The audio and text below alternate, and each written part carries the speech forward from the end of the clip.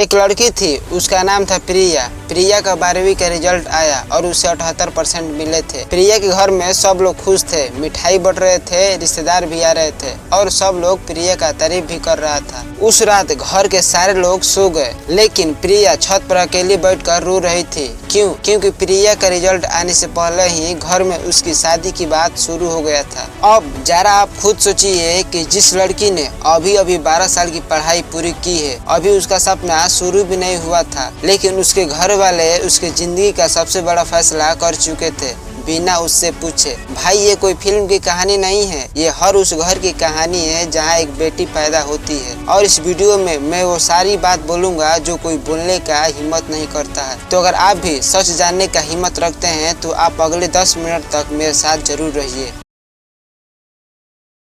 देखो भाई, यहाँ मैं किसी को विलेन नहीं बनाना चाहता हूँ, ना ही माँ बाप को, ना ही समाज को और ना ही उस रिश्तेदार को जो शादी की बात शुरू करता है। मैं तो बस एक सवाल पूछना चाहता हूँ कि आखिर ऐसा क्यों होता है। जब कोई लड़का 12 पास करता है तो उससे ये कोई नहीं पूछता है कि बेटा तुम शादी कब करोगे, बल्कि उससे ये पूछा जाता है कि बेटा तुम आगे क्या करोगे, तुम इंजीनियरिंग करोगे या फिर कोई नौकरी खोजोगे या फिर कोई बिजनेस शुरू करोगे। लेकिन यही बात जब लड़की पर आती है तो उसका जवाब तो पहले से ही तय होता है कि अब बेटी की पढ़ाई पूरी हो गई है, अब एक अच्छा सा घर देखना है और बेटी की शादी करना है। क्यों भाई, एक ही छत के नीचे दो जिंदगियों का फैसला अलग अलग क्यों होता है। अब यहाँ कुछ लोग बोलेंगे कि ये तो रिवाज है जो सदियों से चला आ रहा है। तो हाँ भाई, आप ठीक सोच रहे हैं, ये रिवाज ही है जो सदियों से चला आ रहा है। लेकिन सदियों पहले लोग घोड़ा से चलते थे, बैलगाड़ी से अपनी यात्रा पूरी करते थे। लेकिन आज के समय में लोग महंगी गाड़ियों से चलते हैं, बाइक से अपनी यात्रा पूरी करते हैं। क्यों? सदियों पहले लोग जब बीमार होते थे तो इलाज के लिए झाड़ फूक होता था, लेकिन आज के समय में लोग बीमार होते हैं तो बड़े बड़े डॉक्टर के पास जाते हैं, अच्छे अस्पताल में अपना चेक कराते हैं। क्यों? आप लोग सिर्फ बेटियों की जिंदगी में रिवाज का ताला लगा कर क्यों बैठे हैं? वो रिवाज जो हमारी बहन और बेटी की तरक्की रोके, वो रिवाज नहीं बल्कि एक जंजीर है। देखो भाई, आप लोग मेरी बात समझने की कोशिश कीजिए। मैं यहाँ शादी का विरोध नहीं कर रहा हूँ, बल्कि शादी तो एक खूबसूरत रिश्ता होता है, लेकिन वो शादी तब खूबसूरत होता है जब दोनों तरफ से दिल मिलता है, दिमाग और तन मिलता है। एक 17 से 18 साल की लड़की को किसी अनजान घर में भेज देना और उसे रिवाज का नाम देना, ये कहाँ का समझदारी है। हमारे भारत देश में हर साल लाखों लड़कियों का शादी 18 साल से पहले ही हो जाता है, जिसकी वजह से ज्यादातर लड़कियों का पढ़ाई लिखाई, उसका सपना, सब कुछ खत्म हो जाता है। शादी के बाद वो लड़की डॉक्टर बन सकती थी, इंजीनियर और टीचर बन सकती थी, लेकिन वो सिर्फ एक बहू बनकर रह जाती है। हमारे समाज में या फिर हमारे आसपास में लड़कियों के ऊपर शादी का प्रेशर बहुत ज्यादा दिया जाता है और कई बार तो शादी का प्रेशर लड़की की अपनी माँ देती है। वही माँ जो एक बार खुद उसी दबाव में जी चुकी होती है, वही माँ जो चाहती है कि मेरी बेटी कुछ अच्छा करे, मेरी बेटी आगे बढ़े, लेकिन समाज का डर उसकी चाहत से कई गुना ज्यादा बड़ा हो जाता है। भाई, ये एक ऐसा चक्र है जो पीढ़ी दर पीढ़ी चलता रहता है और इसे तोड़ने के लिए सबसे पहले हमें उस सोच को तोड़ना होगा जो इस चक्र को जिंदा रखता है। अब सवाल ये है कि आखिर ये सोच आया कहाँ से। तो देखो भाई, हमारे समाज में एक बहुत पुरानी मान्यता है कि बेटी पराये धन होती है, यानी बेटी आपके घर की नहीं है, वो तो किसी दूसरे घर की है। और हमारे समाज में ऐसे बहुत सारे लोग होते हैं जो अपनी ही बेटी को बोझ मानते हैं और वो लोग ये सोचते हैं कि ये बोझ जितना जल्दी दूसरे घर चली जाए उतना ही अच्छा है। आप खुद एक बात सोचिए कि आपका बहन, आपका बेटी कल दूसरे घर जाएगी तो वो उस घर का बहू बनेगी, बेटी बनेगी, माँ बनेगी, लेकिन वही लड़की पढ़ी लिखी रहती है, उसको खुद पर भरोसा रहता है, उसके अंदर कॉन्फिडेंस रहता है, तो वो अपने घर को और ज्यादा बेहतर बनाएगी। लेकिन अगर वही लड़की अंदर से टूटी रहेगी तो वो खुद को भी संभाल नहीं पाएगी। और मेरा मानना ये है कि जिस घर में माँ पढ़ी लिखी रहती है उस घर में बच्चे ज्यादा हेल्थी रहते हैं, ज्यादा पढ़ते लिखते हैं और अपने जीवन में भी आगे बढ़ते हैं। तो आगे से जब भी आप किसी लड़की की पढ़ाई रोकते हैं तो आप सिर्फ उसका नुकसान नहीं करते हैं, आप उस लड़की की आने वाली पीढ़ी भी बर्बाद कर देते हैं। और मेरा यहाँ कहने का मतलब ये बिल्कुल नहीं है कि जिस घर में माँ पढ़ी लिखी नहीं रहती है उस घर के बच्चे पढ़े लिखे नहीं रहते हैं, उस घर के बच्चे कामयाब नहीं होते हैं। मेरा कहने का मतलब ये बिल्कुल नहीं है। और अगर ये वीडियो कोई लड़की देख रही है तो मैं उनसे एक बात साफ साफ कहना चाहूँगा कि आपका सपना गलत नहीं है, आपका सोच गलत नहीं है, आपका डर मैं समझता हूँ, लेकिन ये जिंदगी आपका है और इसका फैसला भी आपको ही करना होगा। लेकिन क्या इसका फैसला करना इतना आसान होता है? बिल्कुल नहीं, क्योंकि जब पूरा मोहल्ला, पूरा खानदान, पूरा समाज एक तरफ होता है और आप अकेले दूसरी तरफ होती हैं तो उस अकेलेपन का दर्द कोई नहीं समझता है। और जो लड़की रात में तकिए के नीचे मुंह छिपा कर रोती है तो वो लड़की कमजोर नहीं है, वो लड़की अकेले लड़ रही है अपने समाज से, अपने परिवार से, अपने रिश्तेदार से, बिना किसी के सहारे। इसीलिए आज मैं उन माँ बाप का भी बात करूँगा जो अपने बेटी को शादी का प्रेशर देते हैं। इसीलिए आप मेरी बात को ध्यान से सुनिएगा, क्योंकि मैं उनको गलत नहीं बोलूँगा, मैं तो उनकी सिर्फ मन की भावनाओं को आपको समझाने की कोशिश करूँगा, क्योंकि जब तक हम उनकी भावनाओं को नहीं समझेंगे तब तक हम बदलेंगे भी नहीं। एक बाप का सोच ये होता है कि पहले तो वो दिन भर मेहनत मजदूरी करके अपनी बेटी को किसी तरह पढ़ाते हैं और जब उनकी बेटी 12 पास हो जाती है तो उनके मन में एक डर बैठ जाता है। और वो डर ये नहीं होता है कि बेटी को आगे पढ़ाना है, वो डर ये होता है कि अगर बेटी और बड़ी हो गई तो, अगर बेटी की शादी समय पर नहीं हुआ तो लोग क्या कहेंगे कि बेटी बड़ी हो गई है, अभी तक घर में बैठी है, अभी तक उसकी शादी नहीं हुआ है। और ये जो समाज का जबान होता है ना भाई, वो एक बाप को अंदर से तोड़ देता है। एक बाप अपनी बेटी से बहुत ज्यादा प्यार करता है, लेकिन समाज का डर उस प्यार से ज्यादा बड़ा हो जाता है और मजबूरी में एक बाप वही करता है जो उसे सही लगता है। अब बात करते हैं एक माँ की सोच की।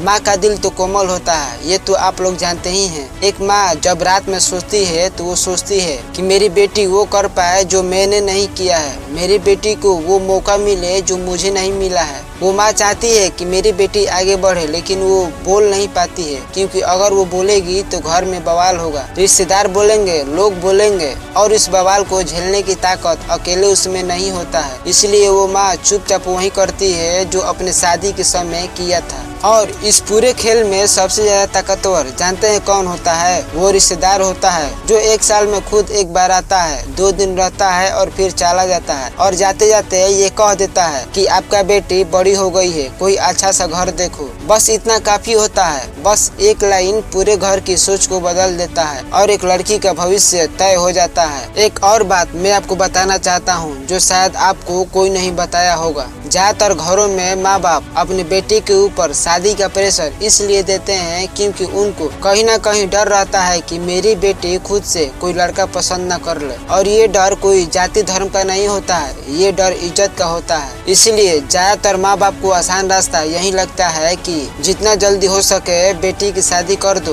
ताकि हमारे घर का इज्जत सलामत रहे। लेकिन मेरे भाई, ये इज्जत क्या होता है? क्या किसी लड़की का सपना कुचल देना ये इज्जत है? एक 18 साल की लड़की को बिना उसकी मर्जी से उसकी शादी कर देना और उसे एक अनजान घर में भेज देना ये इज्जत है? अगर हाँ तो ये इज्जत नहीं, ये एक जुल्म है, और इस जुल्म को रिवाज का नाम देना सबसे बड़ा झूठ है। धीरे धीरे ये एक ऐसा सिस्टम बन चुका है जिसे तोड़ने के लिए कोई बड़ी क्रांति की जरूरत नहीं है। बस जरूरत है एक इंसान की जो एक रिश्तेदार को जवाब दे सके, जो एक बाप से बोल सके कि आप अपनी बेटी को एक मौका देकर देखिए, जो एक माँ को समझा सके कि आपका डर समझ में आता है लेकिन आपकी बेटी उस डर से कई गुना ज्यादा बड़ी है, और वो इंसान आप खुद हो सकते हैं। जी हाँ, आप खुद एक लड़की के जीवन बदल सकते हैं। लेकिन अब सवाल ये है कि आखिर कैसे? मैं आपको बताता हूँ। मैं आपको यहाँ कोई मोटिवेशन स्पीच नहीं दूंगा, मैं आपको यहाँ कोई बड़ी बड़ी बातें नहीं बताऊंगा। मैं तो आपको सिर्फ 3 चीज बताऊंगा जो आप आज से और अभी से कर सकते हैं। पहली चीज, जब भी कोई रिश्तेदार लड़की की शादी की बात करता है और आप वहाँ मौजूद हैं तो आप चुप मत रहिए।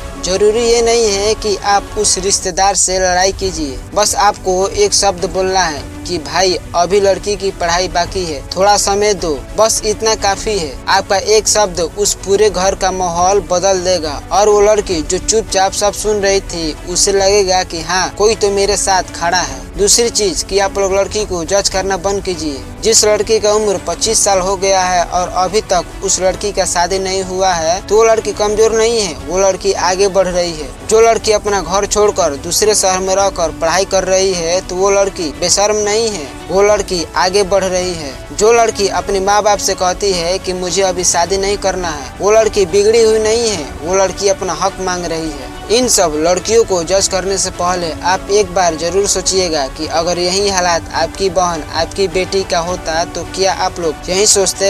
नहीं ना, तो आप लोग बाकी लड़कियों के लिए भी अलग सोच मत रखिए। तीसरी चीज, और ये सबसे ज्यादा जरूरी है, अगर आप लोग माँ बाप हैं तो आप लोग अपनी बेटी की आंखों में आंख डालकर एक बार अपनी बेटी से जरूर पूछिएगा कि बेटी तू अपने जीवन में क्या करना चाहती है। और आप लोग अपनी बेटी की बात ध्यान से सुनिएगा, क्योंकि शायद जिंदगी में पहली बार आपकी बेटी आपसे कुछ सच बोल सके और वो एक बातचीत आपकी बेटी की पूरी जिंदगी बदल सकता है। अब मैं आपको एक बात बताना चाहता हूँ जो शायद आपने कभी सोचा भी नहीं होगा। अगर आप लोग चाहते हैं कि आपकी बहन और बेटी जीवन में खुश रहे तो आप लोग सबसे पहले अपनी बहन और बेटी को शिक्षित बनाइए, उसको खुद पर भरोसा करना सिखाइए। फिर आप लोग अपनी बहन और बेटी से पूछकर उसकी शादी कीजिएगा, फिर देखिएगा उसके जीवन कैसे संवरती है। अगर आप लोग ये सोचते रहेंगे कि मेरी बेटी, मेरी बहन बड़ी हो गई है, अभी तक उसका शादी नहीं हुआ है, लोग क्या कहेंगे, तो आप लोग गलत सोचते हैं, क्योंकि लोग हमेशा कुछ न कुछ कहते रहेंगे। अगर आप लोग अपनी बहन और बेटी की शादी जल्दी से कर देंगे तो लोग बोलेंगे,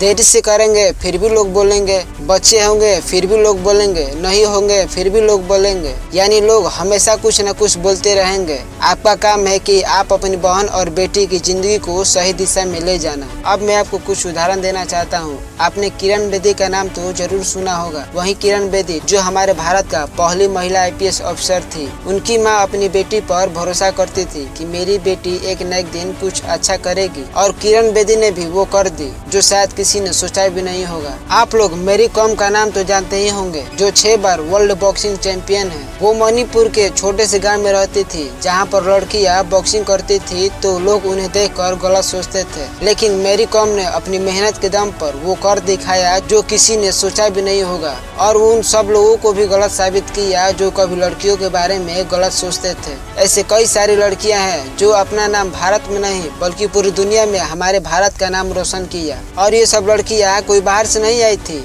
ये सब लड़कियां वही हैं जो आपके और हमारे घर में हैं। बस फर्क सिर्फ इतना है कि इन सब लड़कियों को किसी ने कभी रोका नहीं। अब आप खुद एक बात सोचिए कि आपके घर में, आपके मोहल्ले में, आपके गांव में ऐसी कितनी लड़कियां हैं जो किरण बेदी, मेरी कॉम बन सकती थी, लेकिन वो बन नहीं पाई क्योंकि किसी ने उनसे पूछा ही नहीं कि वो अपने जीवन में करना क्या चाहती है, वो अपने जीवन में बनना क्या चाहती है। लेकिन उनके जगह पर किसी एक रिश्तेदार ने बोल दिया कि आपकी बेटी अब बड़ी हो गई है, आप कोई अच्छा सा घर देखिए। बस यही एक लाइन एक लड़की की पूरा जीवन खत्म कर दिया। इस वीडियो को खत्म करने से पहले मैं उन माँ बाप से भी एक बात कहना चाहता हूँ। एक माँ अपनी बेटी को 9 महीना अपने गर्भ में रखती है, उसे पहली बार चलना सिखाती है। आप लोग अपनी बेटी की हर जिद पूरा करते हैं, और आपकी बेटी को कुछ हो जाता है तो आप लोग दिन रात एक कर देते हैं। दिन रात आप लोग अपनी बेटी के लिए परेशान रहते हैं, आप लोग अपने बेटी के लिए सब कुछ करते हैं, लेकिन क्या आप लोग अपने बेटी को एक मौका नहीं दे सकते हैं अपनी जिंदगी को बदलने के लिए, अपने सपने को पूरा करने के लिए?